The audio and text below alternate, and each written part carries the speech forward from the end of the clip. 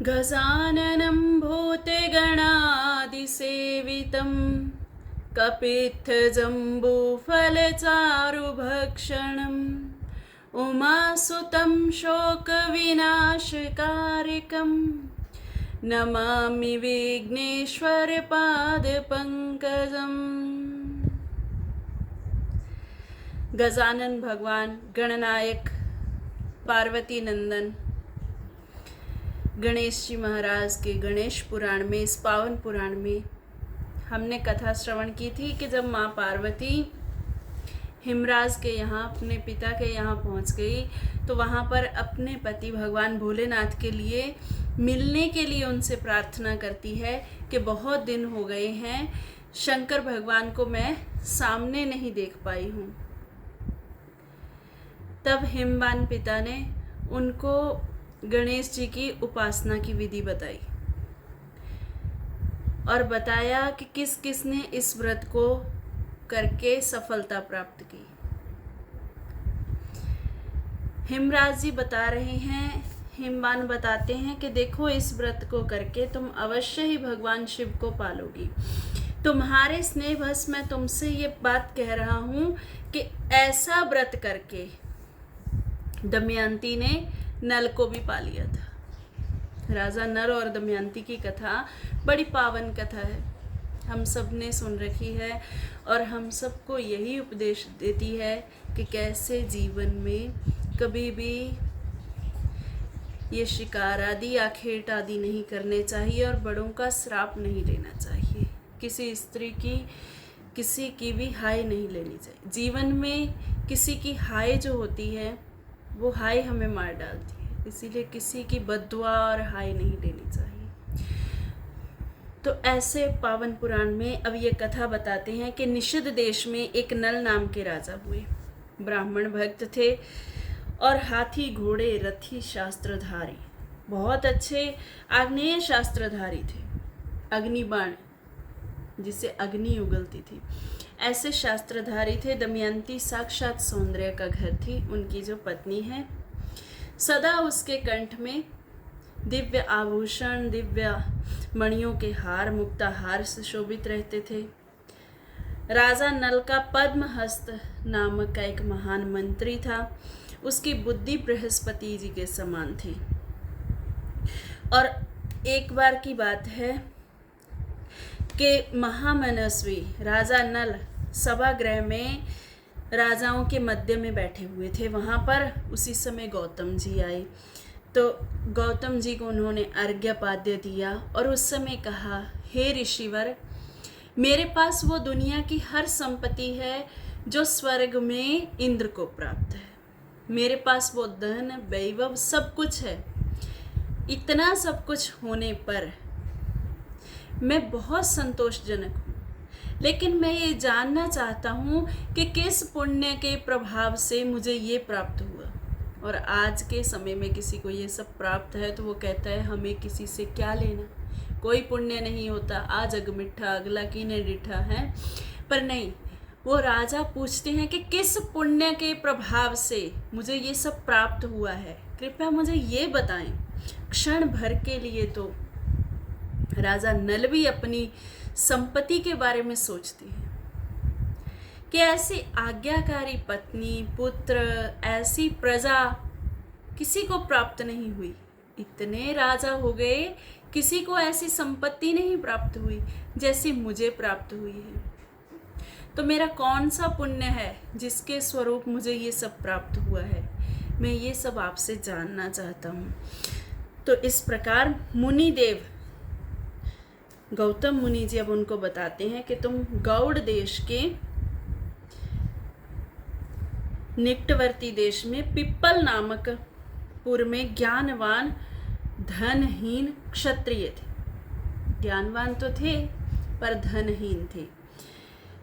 पत्नी, संतान, इन सब के ताने, रिश्तेदारों के ताने, पैसा जिसके पास नहीं होता सब ताने ही सुनाते हैं। तो इन सब के ताने सुन कर तुम घर छोड़कर चले गए, और जब तुम घर छोड़कर आगे गए तो आगे तुमने कौशिक ऋषि का आश्रम देखा। वहाँ पर कौशिक ऋषि अपने शिष्यों को ज्ञान दे रहे थे। तो तुमने उस ज्ञान को उनके सामने बैठ कर के श्रवण किया और फिर उनसे पूछा कि मैं कैसी विधि से कोई जाप, कोई व्रत, कोई पुण्य कर्म करूं कि मेरे पति पत्नी, मेरे ये पत्नी, पुत्र, बच्चे, ये सब धनवान हो जाएं, हम सब धनवान हो जाएं। तब उन्होंने महागणपति का व्रत बताया। राजन, वो तुमने व्रत किया तभी तुम इतने धनवान हुए। तो वो व्रत कब होता है? श्रावण मास की चतुर्थी तिथि से लेकर के भादो मास की चतुर्थी तिथि तक। तो आगे चलकर तुम ही निषद देश के राजा नल हुए हो। और हिमबान कहते हैं, पुत्री, इसी संबंध में ये जो गौतम ऋषि ने उन्हें पूर्व जन्म में उनसे जो अपराध बने थे उनके बारे में बताया और पूर्व जन्म में वो क्यों धनहीन हुए थे ये सब कारण बताए।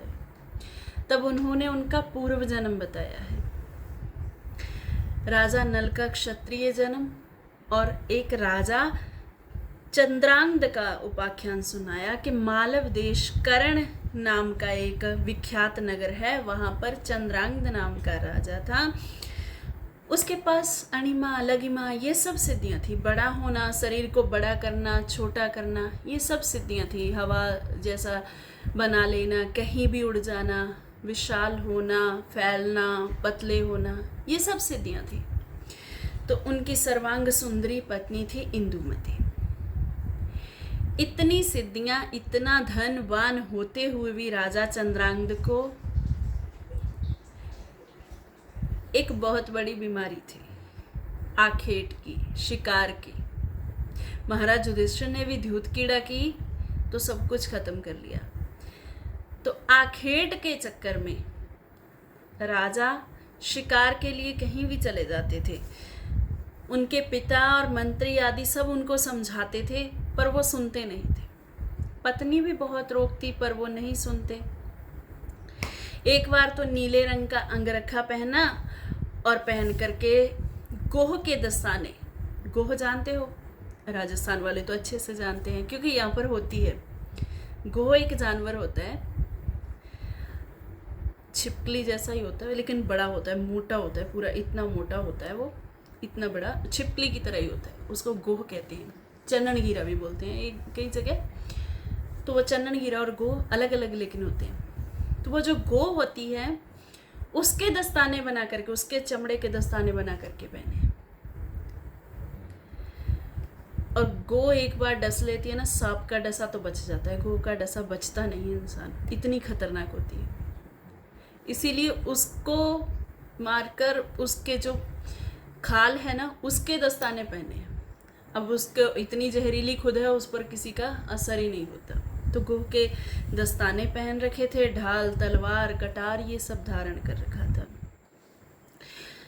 और मृगों वाराहों को मारकर अपने नगर को भेज दिए। वन में भ्रमण कर ही रहे थे कि वहाँ पर राक्षसों ने देख लिया। अब सब राक्षस युद्ध करने लगे, पकड़ने लगे, मारने लगे। तो सभी सैनिक तो भाग गए, राजा अकेले रह गए वहाँ पर। तो वहाँ पर एक राक्षसी ने देखा, क्रूर राक्षसी थी, तो वो राजा पर मोहित हो गई। चंद्रांगद को कहने लगी तुम मुझसे विवाह कर लो। पर राजा ने कहा मैं तो एक पत्नी व्रता हूँ, मैं ऐसा नहीं करूँगा। और उससे हाथ छुड़वा करके राजा तालाब में डूब गया। जब तालाब में डूबा तो वो कहते हैं ना, कड़ाही जो डिग्गी थे आग ते गिर गई, वो बात हो गई। तालाब में डूबा तो तालाब में नाग लोक में चला गया। नाग पत्नियों ने अब उनको कहा कि तुम पाताल में, नाग कन्याएं जितनी थी सब कहने लगी हमारे पति बन जाओ। तो अब वो हिमांगद का पुत्र चंद्रांगद इस बात को मानने को तैयार नहीं। उसने कहा मैं एक पत्नी व्रत हूं और मेरा विवाह हो चुका, अब मैं दूसरी पत्नी नहीं बनाऊंगा। अब नागों की कन्याओं ने मानना बिल्कुल ही नहीं, इस बात को माना, धक्के से जिद करने लगी। राजा ने मना कर दिया तो उसको बंदी बना लिया। अब उन्होंने जब बंदी बना लिया तो सबको इधर पता चला कि इधर तो राजा पानी में डूब गया। नाग कन्याओं ने उसको श्राप दे दिया कि तुम्हारी पत्नी से बहुत समय के लिए वियोग हो जाएगा।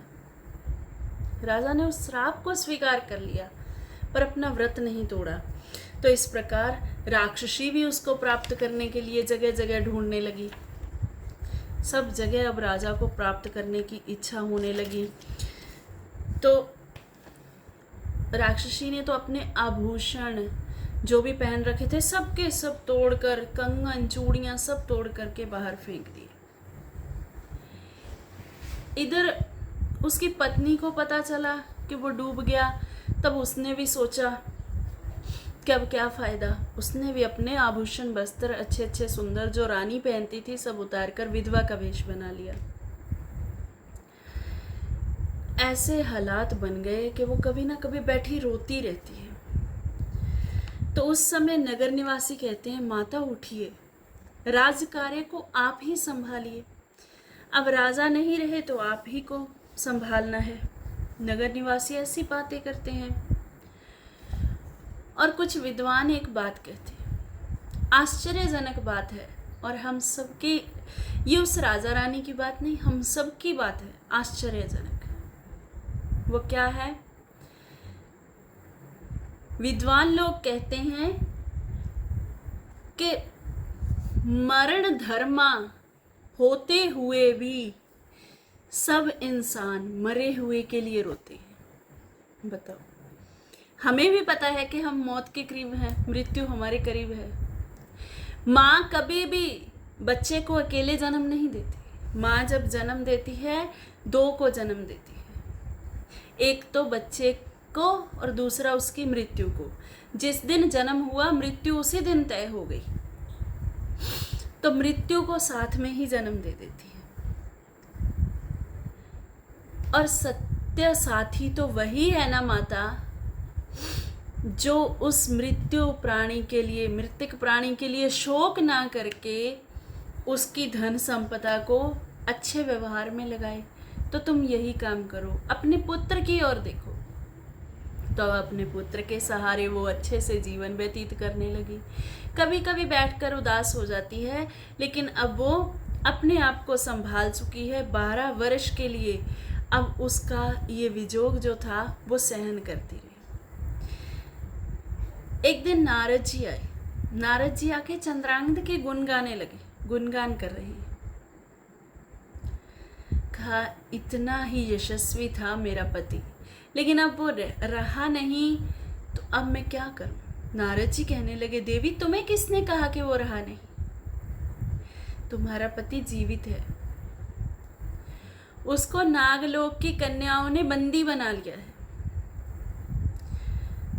अभी तुम श्रृंगार करो, सुहाग के वस्त्र पहनो, और एक उपाय तुम्हें बताता हूँ, वो उपाय करो। अगर तुम ऐसा करोगी तो तुम्हें तुम्हारे पति से मिलाप होगा। तब चंद्रांग के लिए, उसको वापस लाने के लिए इंदुमती को नारद जी ने व्रत बताया।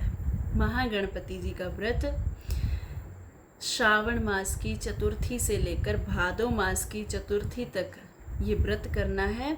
और अर्घ्य पाद्य पूजन आसन सब करने के पश्चात, ब्राह्मणों को भोजन कराने के पश्चात, पूरे 1 महीने बाद जब तुम व्रत को सफल कर लोगी तो तब तुम्हें महागणपति की कृपा से तुम्हारे पति की प्राप्ति होगी।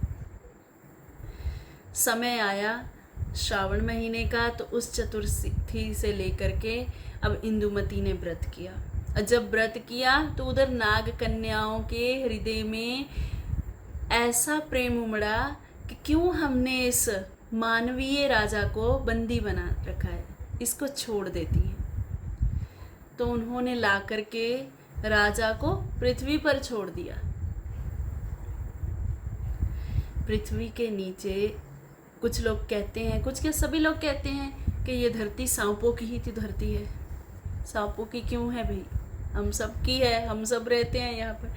लेकिन सांपों की इसलिए कह देते हैं क्योंकि नीचे के जो 7 लोक हैं, अतल, बितल, तलातल, महातल, रसातल, सुतल, इन लोकों में एक लोक में शंख, एक में राक्षस, एक में सांप रहते हैं और सबके नीचे शेष भगवान, अनंत भगवान है।